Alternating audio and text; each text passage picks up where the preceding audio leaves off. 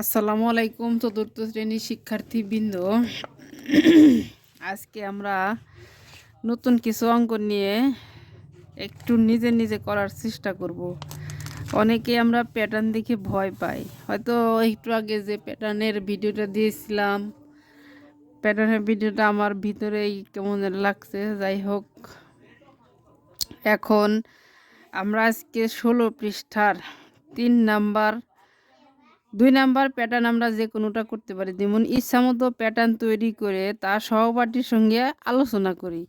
ইচ্ছামতো প্যাটার্ন, যেমন আমি যদি বলি 3 সাথে মানে 5-এর ঘরে নামতা পড়ি। 5 হকে 5, 5 দগুণে 10, 3 5 15, 4 5 20, 5 5 25, 5 6 30। এভাবে যদি বলি তাহলে আমার ইচ্ছামতো একটা প্যাটার্ন তৈরি হয়ে গেল। এখন 3 নাম্বারে যদি আমরা একটু মনোযোগ দিয়ে পড়ি, একটি প্যাটার্ন তৈরি করি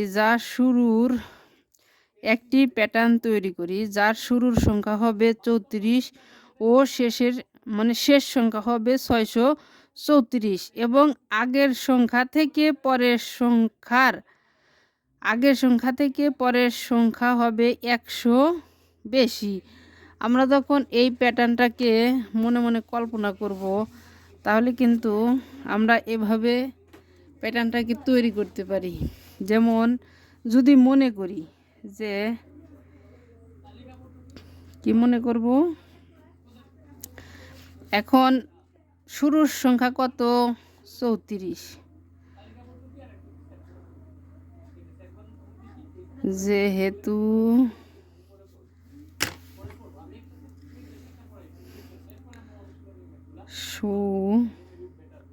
শুরুর সংখ্যা কত? 34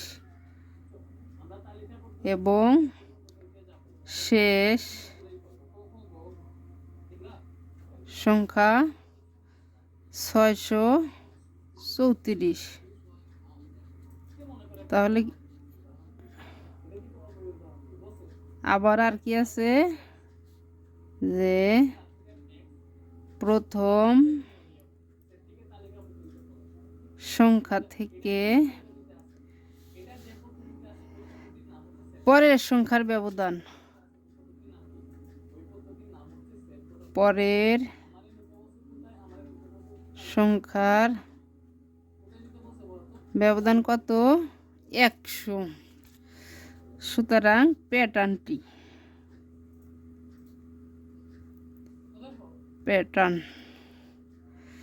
এখন আমার শুরুর সংখ্যা কত? 34। তারপরের সংখ্যা কত? আমার 134। কত? যেহেতু 100 ব্যবধান, 134।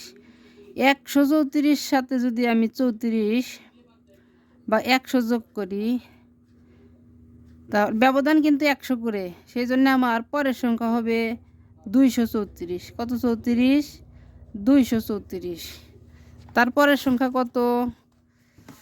তারপরের সংখ্যা তাহলে আমার 334, 334।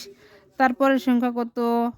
434, 434। তারপরের সংখ্যা 534, 534। তারপরের সংখ্যা 634। এই যে আমার শেষের সংখ্যা মিলে গেল, এই প্যাটার্ন রেডি হয়ে গেল। আশা করি সবাই বুঝতে পারছেন।